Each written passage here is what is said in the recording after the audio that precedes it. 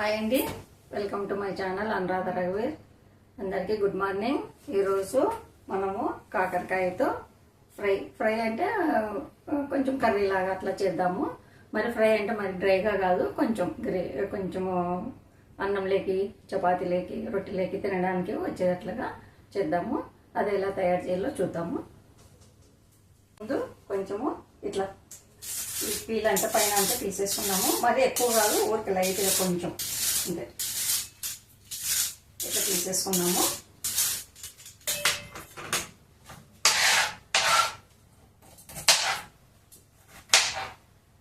ఏం ముదరలేదు, విత్తనాలు తీయాల్సిన అవసరం లేదు. విత్తనాలు కూడా అట్లే ఉంచుకోండి. మరీ ముదిరిపోయింటే విత్తనాలు తీద్దాము. ఇదేమో ముదరలేదు, బాగుంది. అందుకోసమని విత్తనాలు ఏం తీయడం లేదు, ఇట్లనే ఉంచుతున్నాను.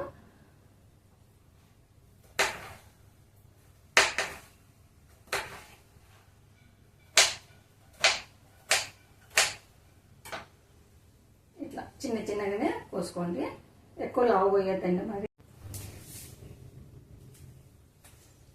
అన్ని కాకరకాయలు ఇట్లా చిన్న చిన్న ముక్కలుగా కట్ చేసినాను. ఈ కట్ చేసినవి ఇప్పుడు కొంచెము ఒక గిన్నెలోకి నీళ్ళు తీసేసుకొని నీళ్ళలోకి వేసుకోవాలి. ఒక 10 నిమిషాలు అట్లా వేసి ఉంచినామంటే కొంచెం చేదు అంతా తగ్గిపోతుంది మనకు. కొంచెం ఉప్పు,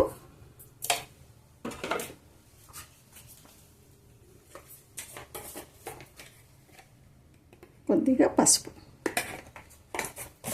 వేసి కొంచెము బాగా ఇట్లా బాగా పిసుక్కొని కొద్దిసేపు నానబెడదాము. కాకరకాయలని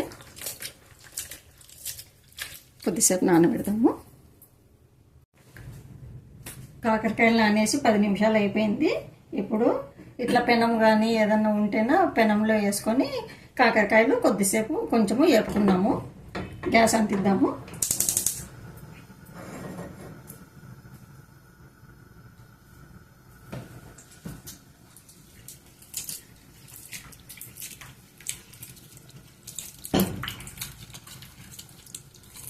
ఇట్లా బాగా కడుక్కోండి. కడుక్కొని కొంచెం బాగా వాటర్ లేనట్లుగా వేసేసుకోండి. అన్నీ అట్లా వేసేసి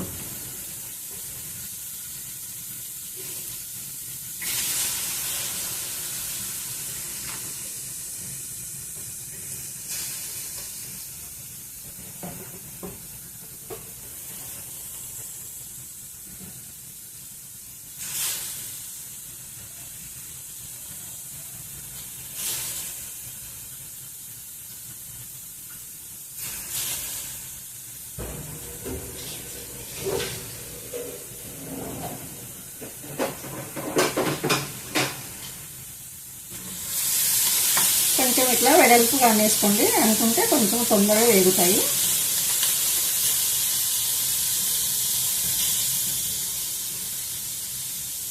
కొంచెం కలర్ వచ్చేంత వరకు వేపుకున్నాము.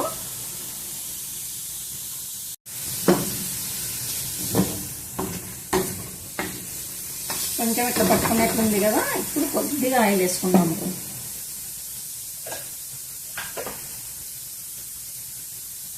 కొంచెమే, ఎక్కువ లేదు.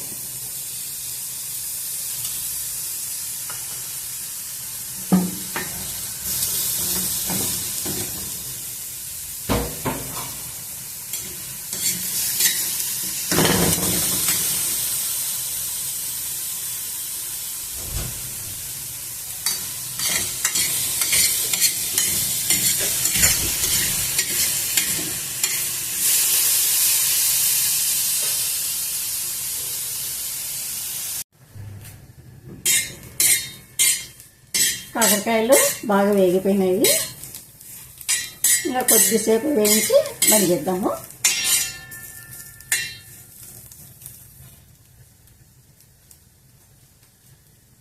మరి ఉల్లిగడ్డల్లో కూడా మగ్గుతాయి కాకరకాయ, అందుకోసమని కొద్దిసేపు అయినాక బంద్ చేద్దాం. ఇంకా కాకరకాయలు వేగిపోయినాయి, ఇంకా స్టవ్ బంద్ చేద్దాము. కొద్దిసేపు అట్లే పెనం పైన అట్లనే ఉంచుదాము. స్టవ్ బంద్ చేస్తున్నాను నేను.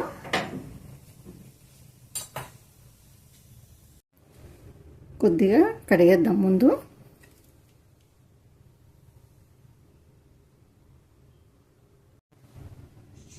ఉల్లిగడ్డల్ని ఇట్లా చిన్న చిన్న ముక్కలుగా కట్ చేసి ఉంచాను. ఇంకా మీకు కావాలంటే ఇంకా కొన్ని అయినా ఎక్కువ వేసుకోవచ్చు, కానీ తక్కువ మాత్రం వేసుకోవద్దండి. ఇప్పుడు కాకరకాయలు తిరువాతకి ఇద్దాము. స్టవ్ ఆన్ చేస్తున్నాను.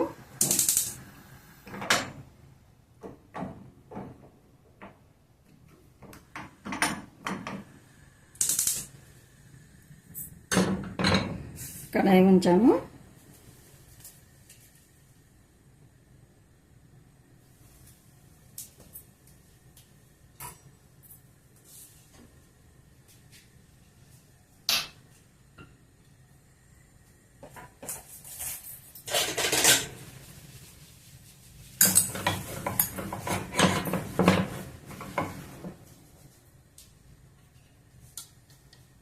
ఆయిల్ వేసుకున్నాము.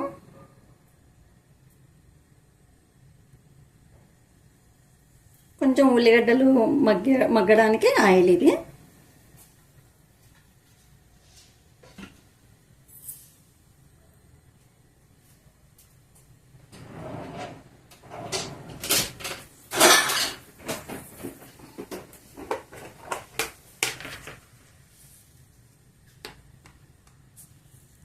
కొద్దిగా ఆవాలు, కొంచెము జీలకర్ర. జీలకర్ర ఆవాలు వేయాలనేది ఏం లేదు, వేసుకుంటే వేసుకోవచ్చు, లేకుంటే లేదు. వేయకపోయినా కూడా బాగుంటుంది.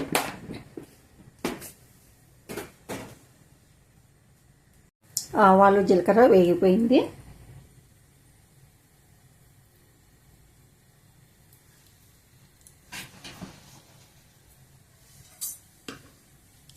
ఇప్పుడు ఉల్లిగడ్డలు కూడా వేసేసుకున్నాము.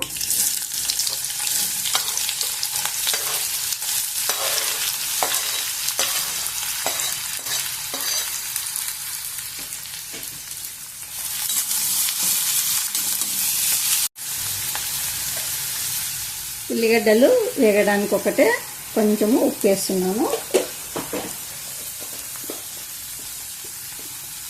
దాంతోపాటు కొంచెం పసుపు.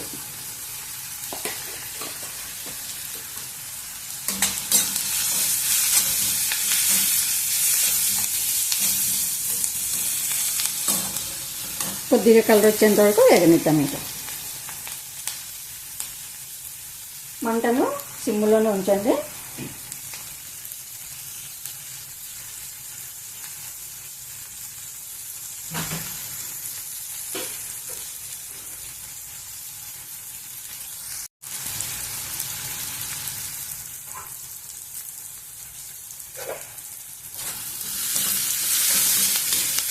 ఉల్లిగడ్డలు వేగేలోగా మనము కొబ్బరి పొడి కొంచెము గ్రైండ్ చేద్దాం. మంటను సిమ్లోనే ఉంచండి. కొద్దిసేపు బాగా మగ్గనిద్దాము. కొంచెము కొబ్బరి పొడి ఎక్కువ వేసుకున్నా కూడా ఏం కాదు. కావాలంటే మనకి ఎక్కువ అనిపిస్తేనే కొంచెం పక్కకు తీసేసుకున్నాము. వేరే కర్రీస్లకు కూడా వేసుకోవచ్చు, కాబట్టి కొంచెం వేసుకున్నా కూడా ఏం వేస్ట్ ఏం కాదు అది. కొంచెం కారము,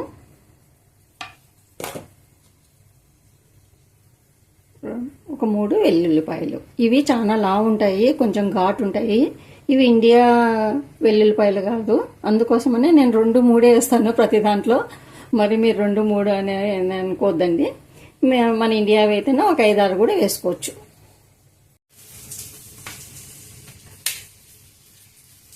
ఇప్పుడు కొబ్బరి పొడి గ్రైండ్ చేద్దాము.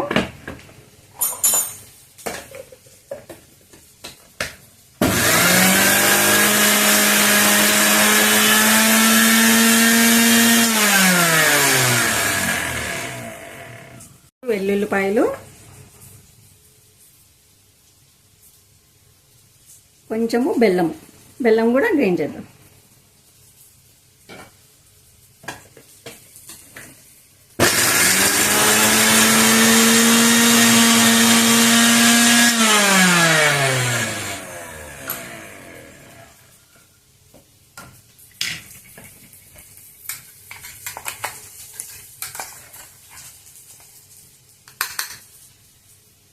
అయిపోయింది, కొబ్బరి పొడి తయారైంది.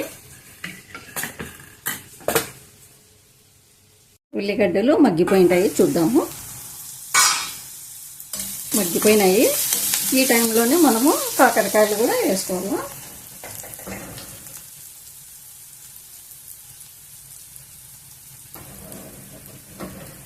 కాకరకాయలు కూడా వేసేస్తున్నాము.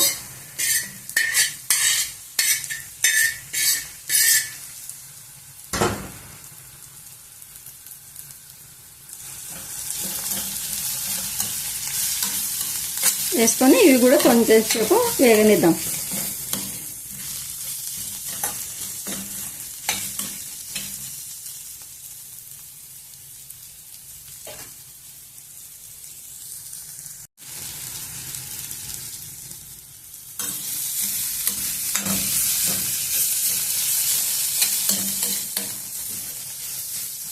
వేగిపోయింది. ఇప్పుడు కొంచెం ఇంకా ఒక 5 నిమిషాలు ఉంటే మగ్గిపోతుంది బాగా. ఇంకా కొద్దిసేపు మగ్గనిద్దాము.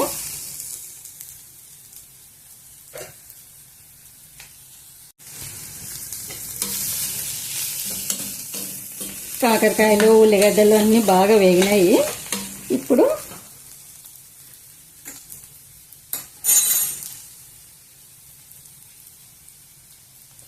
కొబ్బరి పొడి కూడా వేసుకున్నాము. చూసుకొని వేసుకోండి, మీకు కావాల్సినంత వేసుకోండి.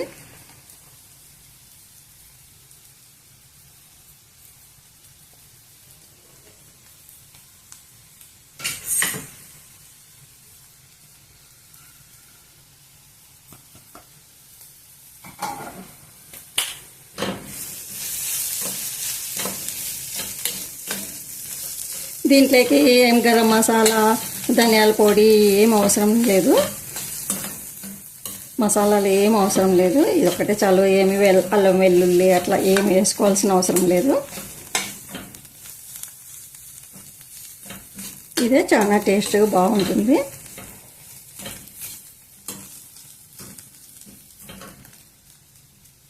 ఒక 2 నిమిషాలు ఉంటే అయిపోతుంది. ఇంకా అయిపోయింది. ఇంకా ఎక్కువ వేపాల్సిన అవసరం కూడా లేదు. ఇది చూసినారు కదండి. ఏమీ మసాలాలు, అల్లం వెల్లుల్లి కానీ, ధనియాల పొడి కానీ, గరం మసాలా పొడి కానీ ఏమీ అవసరం లేదు దీంట్లోకి. ఇది చాలా బాగుంటుంది. మీకు గిన్నె నచ్చినట్లయితే లైక్ చేయండి, షేర్ చేయండి, సబ్స్క్రైబ్ చేసుకోండి. మరో మంచి రెసిపీతో నేను ముందుంటాను. ఓకేనండి, బాయ్.